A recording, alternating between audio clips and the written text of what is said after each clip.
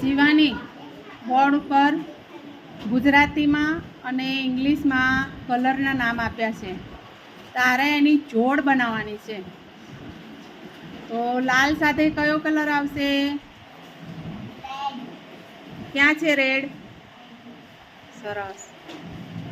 હવે લાલ પછી કયો છે? વાદળી સાથે કયો આવશે?